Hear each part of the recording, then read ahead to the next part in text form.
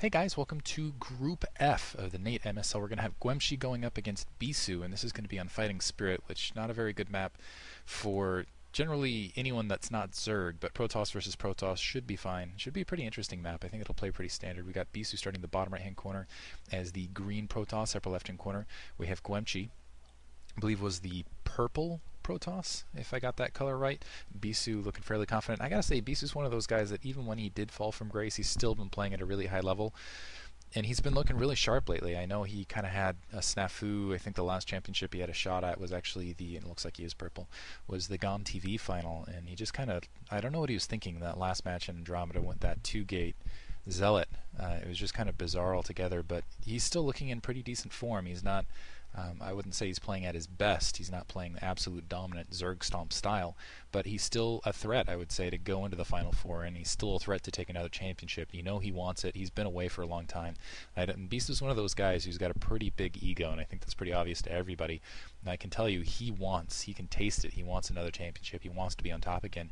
He's going up against GuemChi, and honestly, GuemChi is one of those guys that could pick a game off him, particularly PvP. GuemChi was one of those guys that just as he started out of the gate, he looked incredible. One of those guys like Haran, where I expected to see him a lot more, and he was pretty solid for his team for a minute there, and then all of a sudden he just completely dropped off the map, and it's not really clear what happened to him. His play kind of degraded a little bit, but he's still a very capable player when he's playing at his top, when he's playing at his prime. I think he's one of those guys that can go really, really far. I would really like to see a spark in him, this MSL, for him just to kind of wake up and piece everything together, kind of like we've seen players like Cal, and of course, I'm blanking all of a sudden, the Lord of the Storm Jangbi do in the past. Anyway, it looks like both voice giving out a little bit here. Looks like both guys are going to be opening up with pretty mirror play. Third map we're going to be going to is Odd Eye after this, so, and we're going to see Terran and Zerg respectively. We also have Savior and Bogus in this group, and Odd Eye, it's interesting. You can look up a really good read-up by Neil Bowman, who's done some map making over at SC2GG, and it's one of those interesting maps that's kind of unique in the stage that it's kind of mirrored across the center divide that's going from the bottom left to the top right.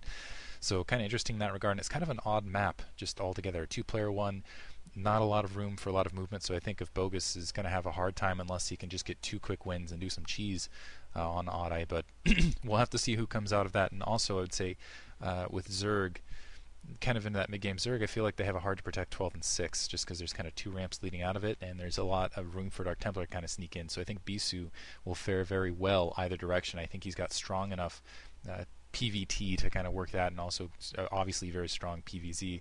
In the other match, GuemChi, I'm kind of curious how he'll work out. Looks like he's going to get a second gateway rather than pushing tech, kind of play it somewhat safe. I don't think he's going to continue with the Zealot pressure, and this is, I think, in response to seeing Bisu go a little bit late on that core spin up. It looks like that was almost kind of an afterthought. Now he's throwing the core up. I was wondering if he was kind of thinking gas. Ooh, GuemChi able to get off a nice pylon blockade, a little proxy pylon. He does trap 2 probes in there, and let's see if there's going to be a follow-up Zealot to kind of push in. Again, with that first pylon that's laid, it's not always necessarily economically beneficial unless you get to cancel off. It kind of sets you a little bit economically behind, I would say. In fact, if you're not careful and you leave it up, looks like he is going to cancel it, which doesn't make it as economically deficient. But anyway, it looks like we are going to see just kind of the safe, usually I would say 2-gate into anything is kind of the safest thing, the kind of in-between build you can do for Protoss. The only problem is when you do that, it can be very sneaky. And it looks like we're seeing the hidden probe in the corner underneath the pylon for GuemChi. So if Bisu's going to actually spot that in the bottom left, he's going to have to do so with the mini-map rather than anything else. And it looks like that is going to in fact pay off. He's going to be able to sneak in later, see if Bisu actually canceled that range upgrade, and kind of get a good look at his tech, and it looks like he is in fact seeing that it is one gate tech. So it looks like we're either going to see 1 gate into expansion, then some follow-up tech, or we're going to see 1 gate into something else along that. And this is just delaying Bisu either direction. So it looks like that probe finally getting taken out. Bisu actually going very troop light, so I think we are going to see, what the heck? He's expanding into the bottom left-hand corner of the map. That is nuts. And yeah, okay, well, he is going to be able to hide that expansion, but I still don't think he's going to be able to stay alive in this match. This is crazy maneuver for him.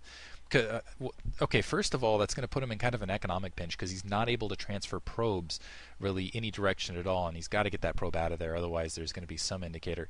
This might fool GuemChi, but it looks like he's getting a robotics facility. He's going to have some significant difficulty, I think, just fighting GuemChi back, depending on how GuemChi plays this. I think GuemChi is expecting an expansion somewhere just because he had that scout so late. He didn't see any tech. He didn't see anything. So at least my first assumption as a Protoss player, when you see range, you see a single gateway, and you don't see anything else that late, that you're going to see an expansion someplace. It looks like GuemChi is just going to go 2-gate and do expansion himself.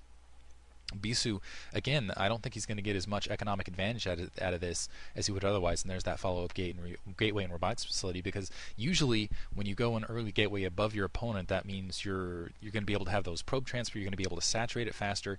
Here, I think GuemChi, just because he's going to be able to saturate that second nexus, and because he's pumping out so many troops so early, Bisu's going to end up in a little bit of trip, and I don't. Let's see how GuemChi. I don't think he's going to fool for the attack. I don't know what he's going to do. He actually might be able to push this ramp. Let's see if he can pick that zealot off on that blockade. Bisu does have that high ramp, which gives him a bit of advantage in that 1-gate kind of tech build off the expansion.